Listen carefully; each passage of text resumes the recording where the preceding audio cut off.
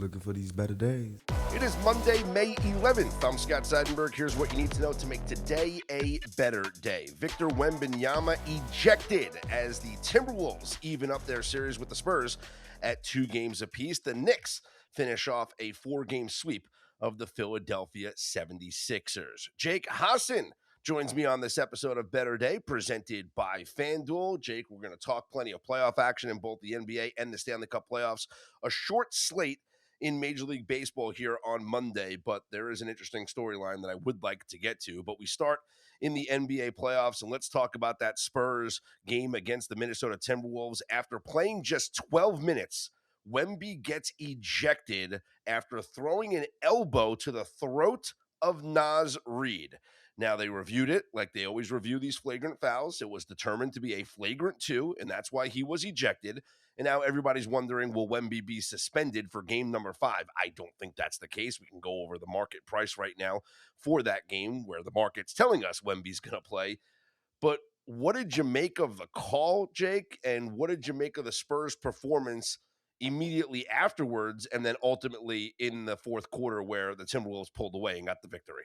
I mean, I was as shocked as anybody, Scott. I mean, I think we see this with Victor Wembanyama, where he's a guy who's gone out there and said, I'm not someone who's going to be too afraid to hide my emotions. And that was, of course, after the Spurs advanced and he was crying on the court. And now, all right, Wemby, we took your word for it, man. We get it. Like, you could see it. I mean, he thought about it. Like, he had the ball and he wound up and he thought about it. And I mean, the cut to his teammates, and they're all shocked as well. And I mean, if we're talking about this from a betting perspective, Scott, before we talk about just the on-court impact, if we're talking about this spinning it forward, I don't think this really changes my opinion of the Spurs, because we saw it in the previous game. Wemby and the Spurs team were locked in, and it kind of felt like I had a friend text me, it kind of feels like Wemby has just decided he's going to the finals. It feels like he's just decided, yeah, we're doing this thing. And then he goes out and throws the elbow, and the Timberwolves win, but with no Wembanyama on the floor. So now it's kind of like, okay, I like the Timberwolves as much as anybody. As a University of Illinois graduate, I love this Timberwolves team. I love me some Ayo Dosunmu. I love Terrence Shannon Jr. But it feels like, and especially with Ant's phantom knee injury, how that's been back and forth, that, of course, is a huge thing that we need to talk about. But it does feel like this is still the Spurs series. It still feels like it's them or nothing as far as the series goes. Now, who knows? Maybe the Timberwolves take this opportunity. You know, you give an inch, they take a mile. I'm still inclined to think that it's going to be the Spurs the rest of the way, even as we head back to Minnesota. Yeah, I think so as well. I think the Spurs are ready to win this series. I don't think Wembanyama gets suspended for game number 5. Agree. Now, because this was a big punishment. Like, yes, you review the play, you determine there was intent. It was egregious enough to throw him out of a playoff game. This isn't a regular season game. To throw him out of a playoff game, I think that serves as punishment enough. I don't think the league's going to review this and say, well, we have to send a message now by suspending him for game number 5. And the market, by the way, believes that same way, because right now up on FanDuel, the Spurs are 10.5-point favorites at home in game number 5. Oh, that's it? Yeah. So that's the market telling us that Wemby's going to play. He's not going to be suspended. Obviously, there'll be movement if that is the case. But as soon as he got ejected, we sent out a play to Better Day Premium subscribers on the Timberwolves -3.5 on the live line at that point. They wound up taking a lead at the half. It disappeared in the third quarter. Now, if you want to say that's because Naz Reid got in foul trouble, Edwards picked up his third foul, whatever it was, I thought the Spurs played great in that third quarter. And then Ant-Man just delivered in the fourth quarter to, will the Timberwolves to the victory and covering the live line for us as they win 114-109 last night. But you have to be impressed with the way that the Spurs have played without Wemby. And it's because they've done this season. They've played a lot of minutes without Wemby on the floor. They're just a deep team. They're much deeper than the Minnesota Timberwolves, and I think they obviously will win. And at home, I don't know if they'll cover, but I do lean towards them covering. I feel like they win in game number 5, and we'll close out the series in game number 6 in Minnesota. I'm inclined to agree with you, especially with that game 5 being in San Antonio. And this was the reason the Spurs went and got De'Aaron Fox. Remember, like this, they wanted that second supplemental star for Wemby, because even as good as Victor Wembanyama is, everybody has an off night, whether that's because you get ejected from the game or because you're just having an off night. That's, semantics, and we're splitting hairs there. But this Spurs team, to your point, is still just so deep, so good. The fact that you can count on De'Aaron Fox to go out there and still drop 24 for you, Castle to still give you 26 and 4, still pretty damn good as far as the Spurs go. I still think the Timberwolves will show some fight, even though it's a 10.5 point spread, which, like you said, indicates that Wemby's going to play in game 5. Yep. I think at some point, whether it's game 5 and or game 6, this Timberwolves team does have too much grit. Like, that's what they've been built on over the last couple of years. They just never say die. Even if it doesn't get them across the finish line, they're going to drag you. They're going to make you drag them across that finish line. Like, they're going to be, to use a Dan Campbell term, biting your kneecaps. They're going to be hanging on there at your knees, at your ankles. They're going to make it tough on you. So I am kind of inclined. I think if we're talking 10.5, that's a little too far for me. But if we're talking bets that we want to make, Scott, I mean, we're going to get a Wemby revenge game in game 5, right? Like, and probably everybody's going to bet that. The milkman's going to come tomorrow and he's going to got to take Wemby 40 plus, right? And, everybody's probably going to say that, but how are you going to say they're wrong? This guy is now going to have a chip on his shoulder. He's throwing elbows anyway, and even they're showing him leaving the game. He's furious, maybe with himself, maybe with the situation, but he's not happy getting ejected from the game. I think he's going to come out there with a vengeance in front of the home fans. They're going to be supporting him, obviously, too. He's probably going to get a standing ovation more than usual at introductions in game 5. So I think that it's going to be a Wemby clinic in game 5. I think it's probably 6. I'd be shocked if we get to 7, but as far as game 5 goes, I think it's Wemby overs, but 10.5 feels a little much for this Timberwolves team. Best bet for me is going to be Spurs in the first quarter. Yeah. This is, the immediate revenge spot. They return home after the loss. They're going to bounce back. They're going to start out strong with Wemby playing the majority of the minutes there in that first quarter. Right now up on FanDuel, they're 3.5 point favorites in the first quarter. This is the spot to me to back them in. We were on the Timberwolves in the first quarter yesterday. That came through. It was a desperation spot for them. Now we play the zigzag here with the bounce back and go with the Timberwolves in the first quarter. I just looked this up in the database. Game 5 of a playoff series. You're the home team. You're coming off of a loss in game number 4. Since the 2021 season, you are 22-11 straight up in ATS in the first quarter. So that is what we are going for here with the Spurs in the first quarter in game number 5. Also yesterday, the New York Knicks finished off a 4-game sweep of the 76ers with an embarrassing victory, 144-114. Point Towns comes through again as Karl-Anthony Towns goes over his assist prop. 10 assists in that game, Jake, yesterday. This has been a cash cow for us up on betterday.com. It started out when Cat was at 3.5 assists. Then they put him at 4.5 assists. Yesterday, you could have still gotten the 4.5 at a juiced price, or you could have gotten plus money on the over 5.5. Well, you could have laddered it to over 9.5 because he had 10 assists. And the Knicks made a change ever since that second loss to the Atlanta Hawks. They made a change and are running the offense through Karl-Anthony Towns. His assist numbers since that game 3 loss to Atlanta, 10, 6, 10, 6, 7, 7, 10. Now, if the books is going to keep giving us 4.5, we'll gladly take it.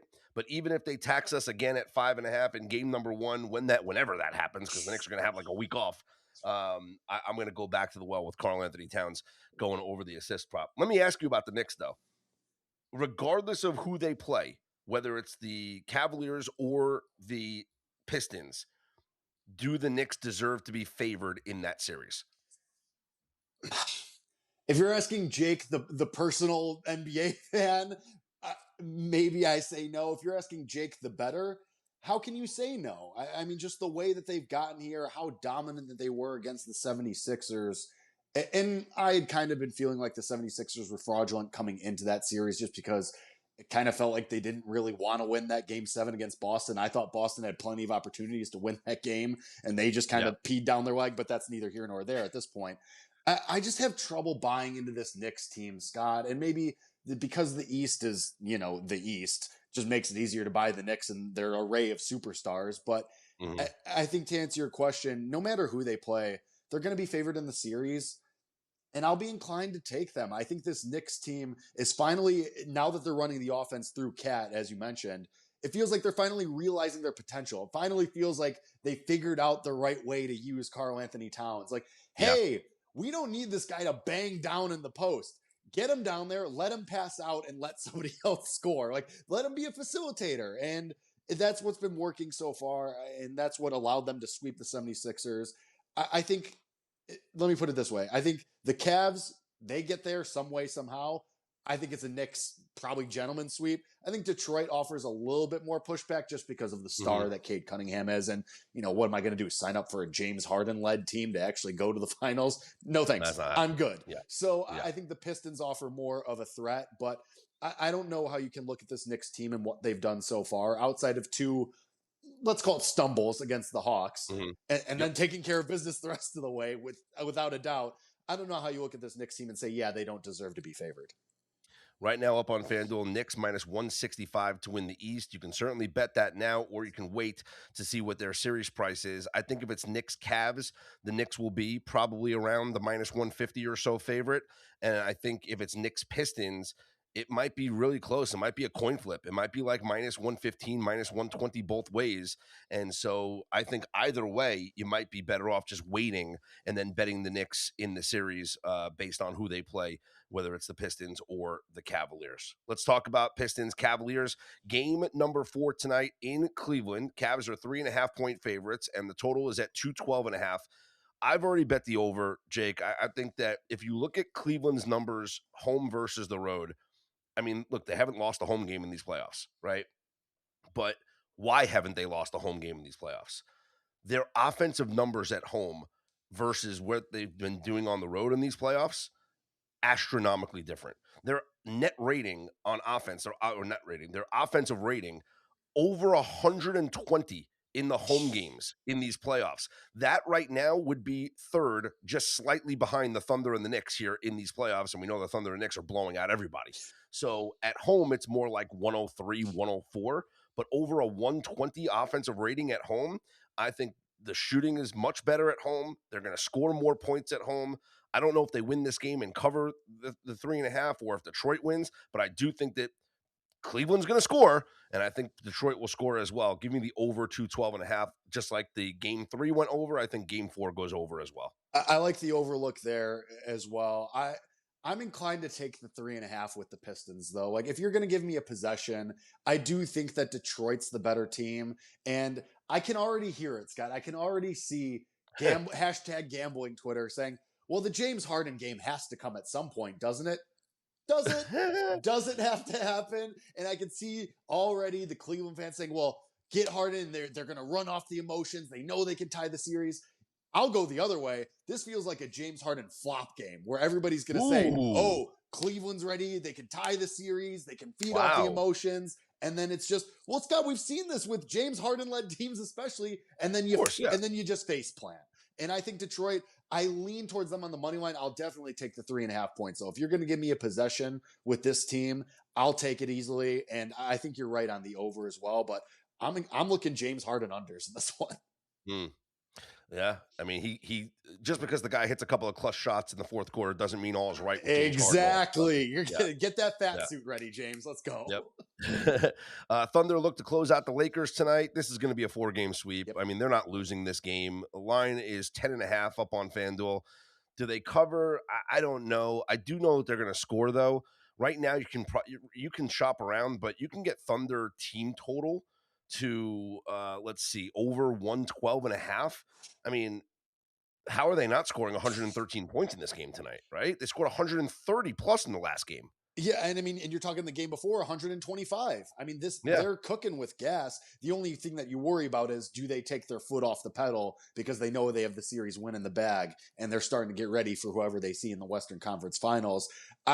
Same thing that I was just saying about the emotions, that everybody in hashtag gambling Twitter is going to be saying, oh, we got to take the LeBron overs. Except in this case, I think it's probably right. You're probably going to get the LeBron hero effort, but I think it's going to fall short because everybody else on that team has rocks for brains, especially one DeAndre Ayton has rocks for brains. So I think this is the Thunder. I think they cruise. honestly, Scott, you could tell me the spread was double the 10.5. You could tell me it was 20.5, and I think I'd still lean towards the Thunder.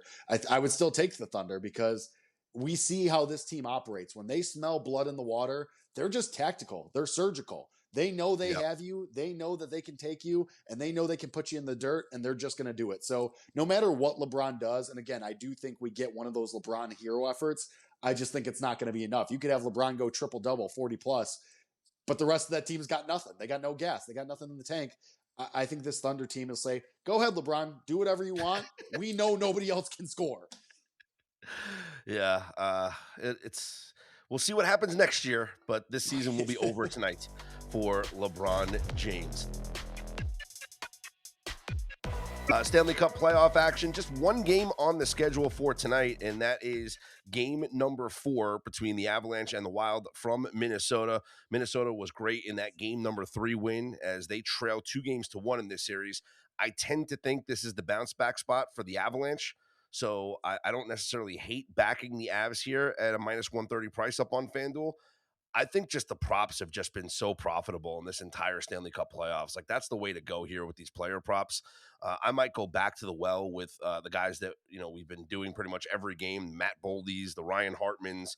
For a guy like Ryan Hartman, like, he's just playing with confidence right now. And that's what you love to see if you're betting a shots on goal prop, is you want a guy who's got confidence and he's going to keep putting pucks on net. So I do lean towards Colorado winning and taking a 3-1 series lead, but I'm probably going to dive into props a little bit later on today, as we get closer and closer to this game here tonight. I'm with you with it's just a shots overs. Like, pick your favorite guys on either team. Both these teams are just putting pucks on the net. And I want to say that minus 130 is actually a good price on the Avalanche because we know what they can do offensively. But Yeah. I mean, Scott, the question is, tell me which Wallstedt I'm getting. Like, am I Yeah. getting the guy from game 1 who, in his defense, game 1, there were a couple lucky goals that snuck in, but 9 goals is 9 goals at the end of the day. And of course, not all of those are on her. And he gets pulled at a certain point, but are you getting the guy from game 1 or are you getting the guy from game 3? And that's why I don't like the Wild overall. Like, I never like a team that's going to flip flop goalies because now neither of these guys, at least they could say all the right things. They can get up there and say, this is my job. I'm going to do the best. But in the back of their head, they know they make one mistake and they're getting yanked. So that's why I don't like the Wild series long. You know what? I'm just gonna believe myself. I think minus 130 for the Avs is probably a short price to pay. Yeah. Like, this is an Avs team that they look like this team that won the Stanley Cup just a couple years ago. This looks like, and I texted you during that game 1, I think the Avs are going to win it. And then immediately, because the Wild have a couple of years, actually, never mind. Maybe that game was so wacky. I think we maybe have to kind of start to throw game 1 out the window a little bit. The game happened, of course, and that's why the Avs are up 2-1 in the series. But you got to tell me what version of Wallstedt I'm getting before I feel confident. That's why I'm with you. I think shot overs on either side. Just pick whoever you want. If you want to chase some value with some guys further on the depth chart, whatever, some defensemen even, go for it. But I think it's just shots. I think we're going to keep seeing just a bunch of pucks on net. Yeah, I thought it was a really smart move by Minnesota to pull Wallstedt in game number 2, because sometimes you just need to sit. Yeah. Sometimes you just need to sit, and I think Colorado did the same with Blackwood or with Wedgwood in the last game in pulling him and then having him sit, and we'll see what Colorado decides to do in net here for game number 4. But I do think Colorado. Listen, we all know Colorado's great; they're the best team. I think everybody has them winning this series. And so if I do think that they win this series, and I don't think it's a 7-game series, they got to get it. It's going to be tonight. They got to get the win tonight. So Colorado minus 130, may even go for a plus money chase on the puck line because we know these games are decided by margin. So something to take a look for here tonight on the NHL schedule. Short schedule in Major League Baseball here tonight. Just, 6 games on the schedule. But let's talk about something here, Jake. The owners right now of the longest active losing streak currently in Major League Baseball, that belongs to the New York Yankees. Losers of 3 straight games, they got swept by the Milwaukee Brewers. By the way, the fact that the longest losing skid in baseball is only 3 games right now is fantastic. Like, it's Awesome. just parity all around the league. Detroit won on Sunday Night Baseball last night, so that snapped their 5-game losing skid. But the Yankees are on a 3-game skid. They're in Baltimore tonight to take on the Orioles. I think this is a smash spot for the Yankees. I'm going to lay the 1.5. We always say don't do run lines unless you're betting a road team, so you're guaranteed that 9th inning. But I think Ryan Weathers on the mound for the Yankees, Young going for the Orioles. Yankees coming off of 3 straight losses. Give me the Yankees minus a 1.5 here. I think they put a hurting on the Baltimore Orioles to snap out of this funk. I'm completely with you. I think this Yankees team is going to be out for blood, and now in a divisional matchup too. And let's be honest, the Orioles, even though they've been a little bit plucky here and there, they've been underwhelming. I think the Yankees know that this is a spot where they can beat up on the little brother. And I'm a Ryan Weathers guy. I always have been, even since his days in Miami when he was kind of just the injured guy and he had the strikeout potential. I think you could see a Weathers spot here. I like the over 6.5 strikeouts for Weathers, even though it's on the road. I think that's actually better for him, not having to worry about the short porch. Yeah, Pete Alonso scares you a little bit. Adley Rutschman's on a heater right now, but I think that Weathers can put the team on his back. I think he meets the moment here on the road. I'm with you on the run line, but for me, it's going to be a Ryan Weathers day. It's going to be the over strikeouts. Okay. I think we're both on the same direction. Yeah. We're backing the Yankees to get a win here. So maybe it's back in Weathers. Maybe it's Yankees first 5, lay a half run in the first 5, or, like I said, I like laying the run line on the Yankees for the game. The first place team in the American League East is the Tampa Bay Rays, and they are in Toronto to take on the Blue Jays. Drew Rasmussen versus Kevin Gausman. The Rays are actually road dogs. Would you be interested in taking the Rays at a plus money price here? I absolutely am. This is one of the first things I looked at. Drew Rasmussen. Scott, I've been a Drew Rasmussen guy since like 2 years ago when I bet him 200 to 1 to win AL Cy Young, and then his elbow exploded, so we don't have to talk about that. But he's great. He's been awesome. He's one of the guys that we're talking about as a potential Cy Young dark horse with Tariq Skubal on the injured list for the next 6 weeks or so. Yeah. So the Rays, I feel like the market hasn't caught up yet in realizing even if they're just hot right now, this is a good team right now. They're just finding ways to win games. And it's not like the Blue Jays have been the team that we saw in August, September, October last year. They're still figuring things out. It's starting to come together a little bit. But if you're going to keep giving me the Rays at plus money on the money line, I'm just going to take it. Maybe if you don't want to deal with the bullpens, you don't want to deal with shenanigans, and you just want to back Rasmussen, go with the first 5. But if you're going to keep lobbing these prices up there on the Rays, until they prove me wrong and prove that they're falling back to earth, I'm going to keep taking it.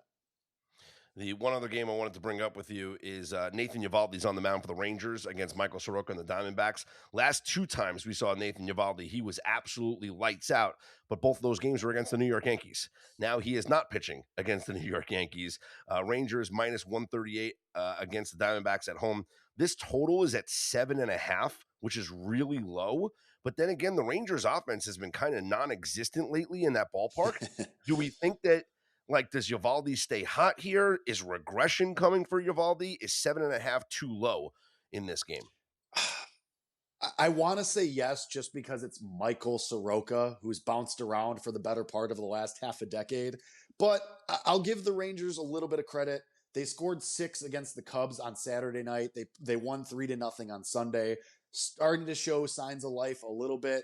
But man, I feel like every time I start to believe in this Texas team, they just burn me. And they just say, nope, we're clowns. We don't know what we're doing. We got Jock Peterson in right field. Never mind. So I want to believe in them so bad. I think I'm inclined to go with the Diamondbacks here, though, just because Lovullo is a great manager. They have the superstar with Corbin Carroll.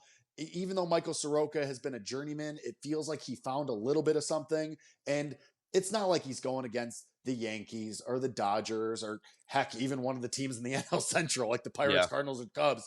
He's going against the Rangers, who've been in flux. So I think I'm going to go with the Diamondbacks in this one. But to answer your question, I do think 7.5 is a little low here. That's why you see the juice to the over on FanDuel right now. It's minus 115 because we know the story with Nathan Eovaldi over his career.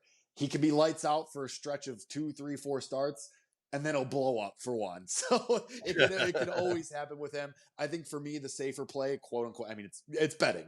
There are no safe plays, but I like the Diamondbacks on the money line a little bit more. All right, good stuff.